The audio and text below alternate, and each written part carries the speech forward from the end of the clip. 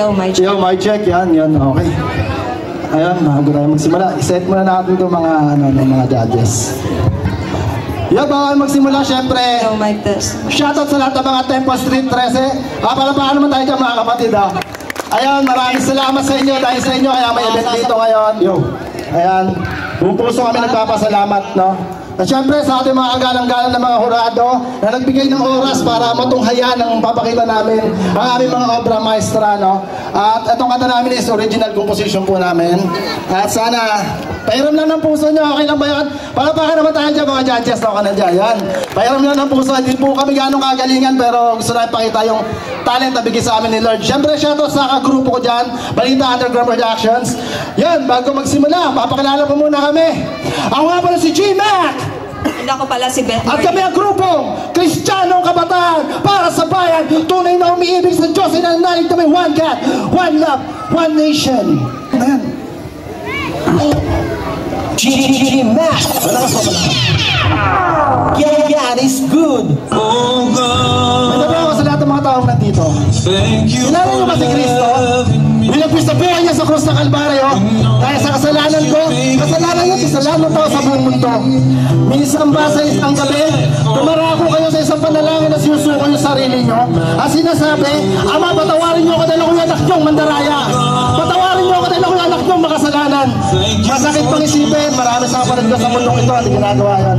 God is good.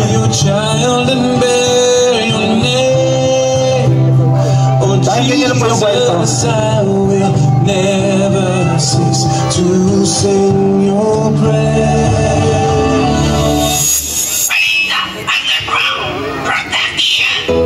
Nagtataka ba kayo kung bakit nasa mundo kayo ngayon? Maraming katanungan naglalaro sa isip nyo, hindi nyo masagot. Isa lang ang dahilan. God is good. Check mic. Check. Nagtataka ka ba kung bakit meron niyang mundo? May puno at kabundukan na nasisilayan mo. May lupa na tinatapakan ng inyong mga paa. May hangin na nalalanghap para mabuhay ka. Isa lang dahilan, dahil meron niyang Panginoon na lumikha ng bagay na tinatamasa mo ngayon, na huminga sa alabok para mabuhay ang tinatawag na tao. Nakawagis ka at nagsabi, humayo tayo at magpakarami ng hindi masasama, kundi taong mabubuti na kagaya niya, na may puso na ginintuan, may tunay na espiritong nag-aatid ng pagmamahal. Ngunit sa mundong ito di maiwasan ng tukso, mga udyok ng diablo na sa isip mo bumugulong. Malalampas sa mukha ito kung di mo kilala si Kristo. Halika kapatid, papakilala ko sa iyo para malaman mo si Jesus ang siyang mag-ibig, nagmamahal sa iyo.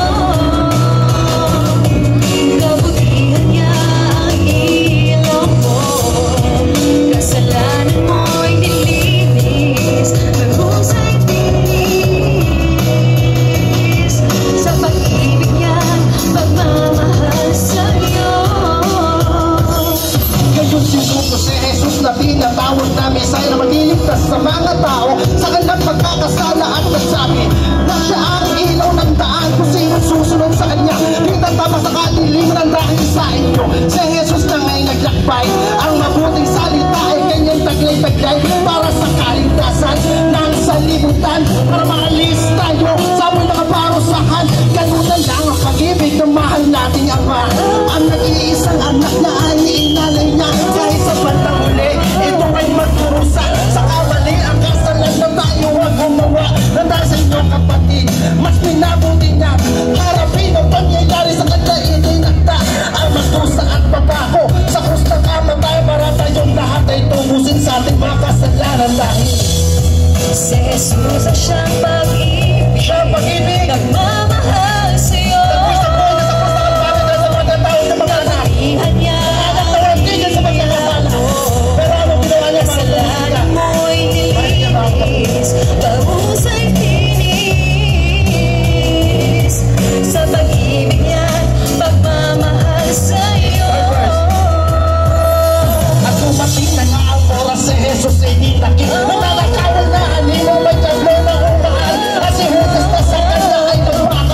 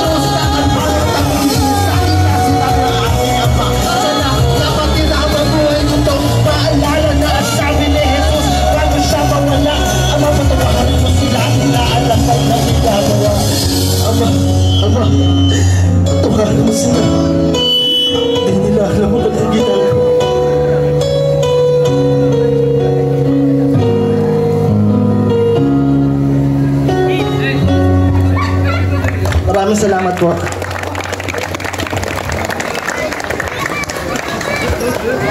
po.